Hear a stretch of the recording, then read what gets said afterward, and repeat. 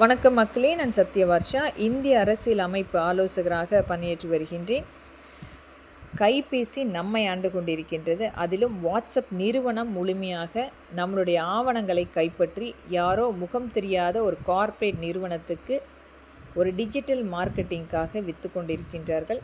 இது அனைத்துமே தெரிந்தாலும் நாம் இன்றைக்கு அடுத்த கட்டத்துக்கு நகர்ந்து சென்று கொண்டிருக்கின்றோம். நம்மளுடைய மூதாதையர்கள் வணிக ரீதியாக அல்லது வாழ்த்துக்கள் ரீதியாக ஒரு 3000 வருடங்களுக்கு முன்பாக எவ்வாறு இன்றைக்கும் சாட்சியாக விட்டு சென்றிருக்கின்றார்கள். ஆனால் இன்றைக்கு நாம் அனுப்பக்கூடிய வாழ்த்துக்கள் அல்லது வணிக ரீதியான பதிவுகள் நம்மளுடைய நாளைய சமுதாயத்துக்கு எவ்வாறு நாம் விட்டு செல்ல போகிறோம் என்பதை மக்கள் தீர்மானிக்கப்பட வேண்டும். எனக்கு இந்த வாட்ஸ்அப் நிறுவனத்தின் மூலம் எந்த ஒரு மிகப்பெரிய பங்களிப்பும் இருப்பதாக தெரியவில்லை.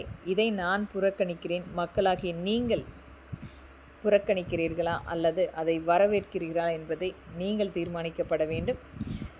கடிதங்கள் ரீதியாக அனுப்பக்கூடிய ஒரு வர்த்தகம் வேண்டும். நாளை சமுதாயத்துக்கு நாம் விட்டு செல்லக்கூடிய சாட்சியாக இருக்கப்பட வேண்டும்.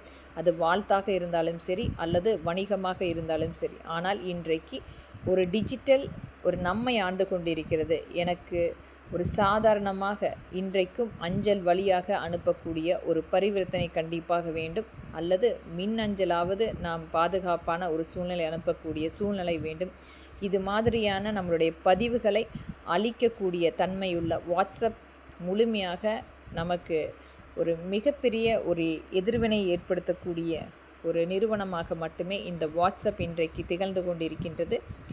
நம்மளுடைய சாட்சிகளை இன்றைக்குமே அடுத்த கட்டத்துக்கு எடுத்து செல்வதற்குரிய ஒரு நிறுவனமாக இருக்கப்பட வேண்டும். ஆனால் இந்த டிஜிட்டல் பரிவர்த்தனை வாட்ஸ்அப் நிறுவனங்கள் அனைத்துமே நம்மளுடைய அனைத்து வகையான ஆவணங்களை எடுத்து வைத்துக்கொண்டு நாளைய சமுதாயத்துக்கு நாம் கண்டிப்பாக விட்டு செல்லக்கூடாத ஒரு சூழ்நிலையை ஏற்படுத்தி கொண்டிருக்கின்றது. இன்றைக்கும் நம்மளுடைய மூதாதையர்கள் விட்டு சென்ற எத்தனையோ கடித ரீதியான அந்த வணிகம் இன்றைக்கும் ஒரு பொக்கிஷமாக எவ்வாறு விவசாயம் செய்தார்கள், எத்தனை அவர்களுடைய அந்த விதை நெல்லுக்குரிய பிரிவுகள் உட்பிரிவுகள் இன்றைக்கும் தெளிவாக எழுதி வைத்து சென்றிருக்கிறார்கள். ஆனால் இன்றைக்கு நாம் செய்யக்கூடிய வணிக ரீதியான பரிவர்த்தனை என்பது ஒரு நாளைய சாட்சி இல்லாமல் போய்கொண்டிருக்கிறது. அது இன்றைக்கே ஒரு சாட்சி இல்லாமல் திகழ்ந்து கொண்டிருக்கிறது. இது மாதிரியான ஒரு பதிவுகளுக்கு என்னுடைய பதிவு என்பது இந்த வாட்ஸ்அப் நிறுவனம் இருக்கக்கூடாது என்பதற்குரிய ஒரு பதிவாக இங்கு பதிவு செய்கின்றேன். நன்றி.